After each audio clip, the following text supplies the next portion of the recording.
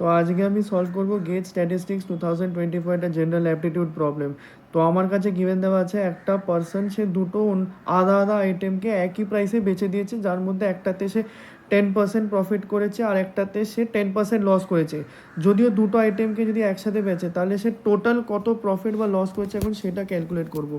So আমি ধরে নিচ্ছি let selling price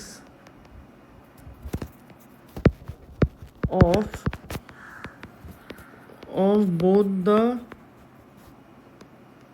items be x।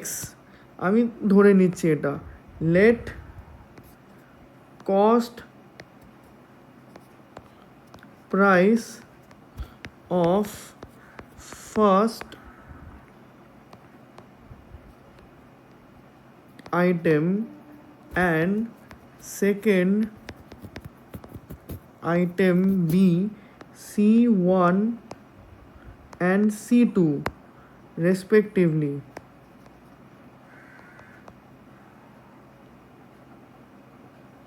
তো আমি এই দুটো আমি অ্যাজিউম করে নিচ্ছি। তো আমি যদি ধরে নিচ্ছি case 1, when the person made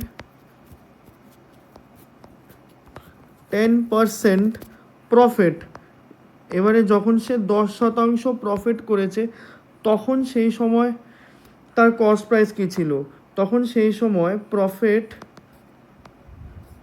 percentage হচ্ছে 10%। সো এখানে আমার মূল উদ্দেশ্যটা হবে এখানের যে কস্ট প্রাইসটাকে উইথ রেসপেক্ট টু এক্স বের করে আনা। সো যেহেতু প্রফিট পার্সেন্টেজটা 10, তো আমি এটাকে এভাবেও লিখতে পারি। আমি জানি প্রফিটের মানেটা হচ্ছে selling price which is X minus cost price which is C1 divided by C1 into 100 is equal to 10, where profit is equal to selling price minus cost price which is x minus C1 এই রেসপেক্টে। তো আমি যদি এখানে ইকুয়েশনটায় ফিরে যাই which is x minus C1 by C1 which is x by C1 minus C1 by C1, আর যেহেতু এখানে 100 চলে যাচ্ছে এখানে, সো তাই জন্য এটা তো কেটে যাচ্ছে, এটাও কেটে যাচ্ছে। So ultimately it's x by C1 minus 1 is equal to 1/10। এবার x by C1 is equal to 1/10 plus 1। এবার আমি x বাই C1 পেয়ে যাচ্ছি 11/10। তো এখানে আমার কাছে C1 হয়ে যাচ্ছে 10/11x, এটা আমার কাছে প্রথম ভ্যালু। এবার আমি ধরে নিচ্ছি কেস এবারে 2, when the person made 10% loss, তো সেইখানে লস হচ্ছে C2 মাইনাস এক্স, আর লস পার্সেন্টেজ এখানেও দাঁড়াচ্ছে 10%। সো ইভেনচুয়ালি এখানে C2 minus X by C2 into 100 is equal to 10। So তারপরে আমি এখান থেকে পাবো C2 by C2 by X minus C2 is equal to 10/100। আমি যদি বোথ দ্য সাইডকে আমি যদি 100 দিয়ে যদি ডিভাইড করি, তো এখান থেকে এটা তো কেটে তো গেল আর C2ও কেটে গেল।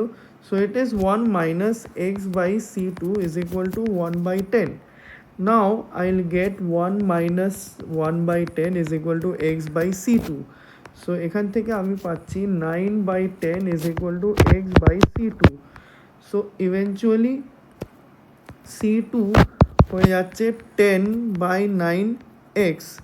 সো আমার কাছে C1 আমি পেয়ে গেছি 10/11x আর C2 পেয়ে গেছি 10/9x। আমি যদি একটু ফিরে যাই তো আমার কাছে C1 আসছে 10/11x। সো এবার আমি দেখি টোটাল কস্ট প্রাইস, আমি সিপি লিখছি আমি এখানে, which is 10/11x plus 10/9x.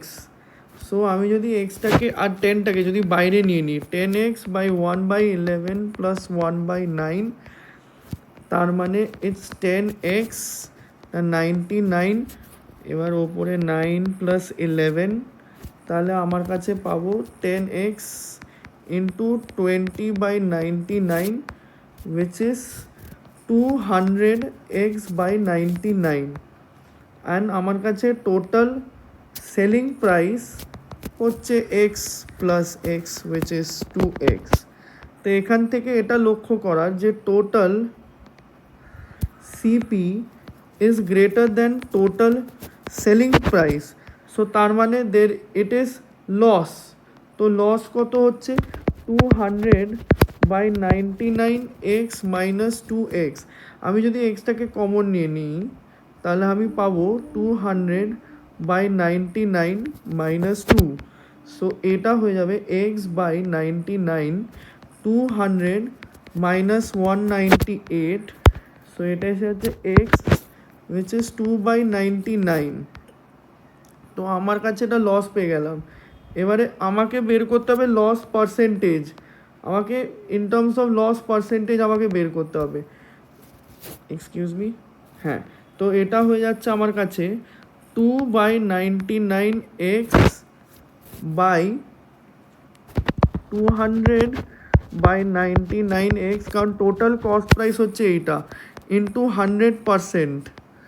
আমি যদি এক্স কেটে দিই, নিউমারেটর ডিনোমিনেটর থেকে 99 কেটে দিই, so it's 200%/200%. So all in all এটা হবে 1%. So the person will face 1% loss. So আমি যদি কোয়েশ্চেনটায় ফিরে যাই, তো এখানে আমার কাছে যে অপশানটি যেটা গিভেন দেওয়া আছে, আমাকে গিভেন দেওয়া ছিল হচ্ছে 1% প্রফিট, 2% প্রফিট, 1% লস, 2% লস। তো আনসার হবে option C, 1% loss. So that's it for the video. In future আমি এরকম আরও সলিউশন বেসড ভিডিও আনবো। Thank you very much.